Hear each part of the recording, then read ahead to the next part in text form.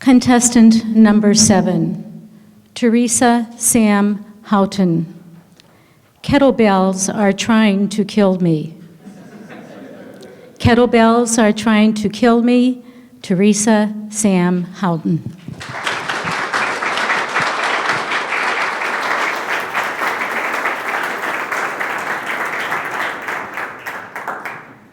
Fellow Toastmasters and esteemed guests, how many of you have ever had to lift something heavy? Now, how many of you do it on purpose? Okay, all right, I see a few hands. That's exactly the premise behind most exercise routines, including kettlebell workouts, an absurdity which Irish comedian Dylan Moran once pointed out in a sketch about Arnold Schwarzenegger. Now, as you'll recall, Schwarzenegger served as governor of California for a time. How, Moran wondered, did this happen?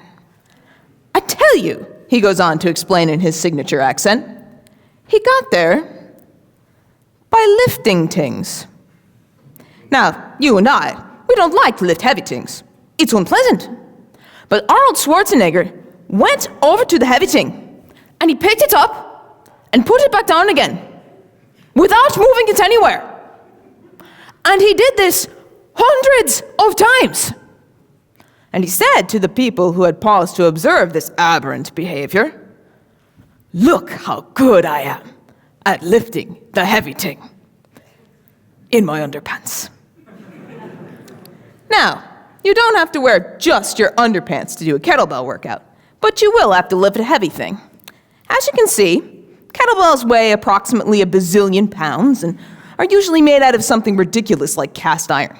It's no wonder that you see these things in the Museum of Olympia in Athens, and that in the 1800s, Russians were using them to train both athletes and the military.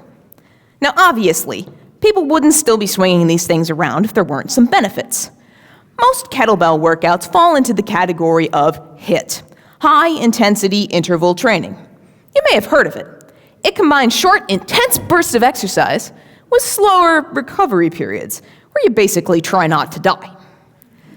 It's total body conditioning, so you get benefit for a wide variety of muscle groups, unlike with target toning, where you find yourself laying on the ground and you're doing your millionth crunch, and you're looking at your watch and thinking, when can I get out of here and have a snack? With kettlebells, you are so busy building joint mobility, range of motion, and muscle strength that all you have time for is to collapse in a heap on the floor when you're done. Because after all, it's not a good workout unless you feel like you're gonna throw up at the end, right?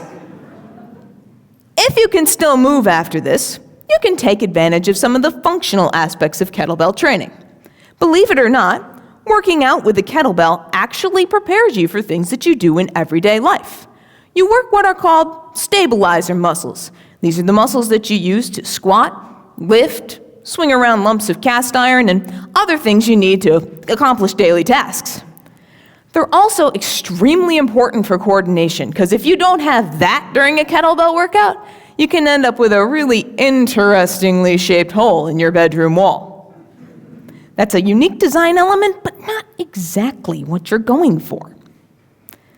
There's a lot of ways that you can get started with kettlebell workouts. This day and age, you can go online and look up videos and put together your own program. Or you can do what I did and get one of the many DVDs that are out there, so you have a trainer who can show you the ropes. But whatever you decide to do, you have to be careful. These workouts begin very innocently. They'll say something like, grab your kettlebell. Okay, I can do that. Now hold it at chest level. Well, I can do that too. Now squat and jump. What are you trying to do here? Kill me? Despite the apparent insanity of some of these moves, I have to say that I've seen a lot of benefits since incorporating kettlebells into my own workouts. I've seen greater muscle size and strength, and my endurance has gone way up. If you don't believe me, all you have to do is spend a few minutes with one of these things and you'll see what I mean.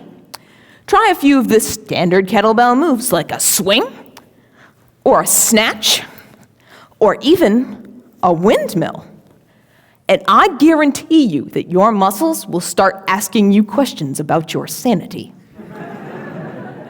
As you can imagine, workouts like these burn a lot of calories.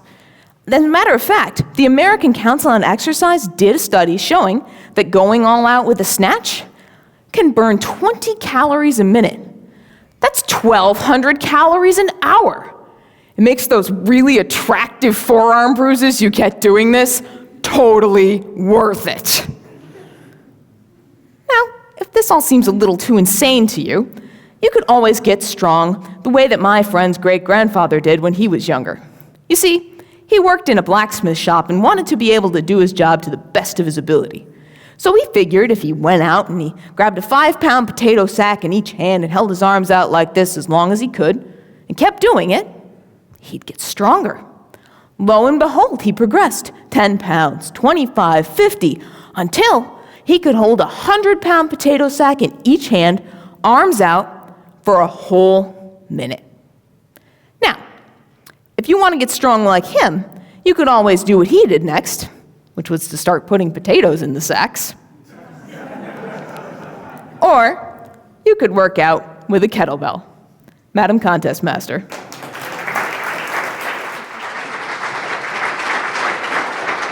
Thank you.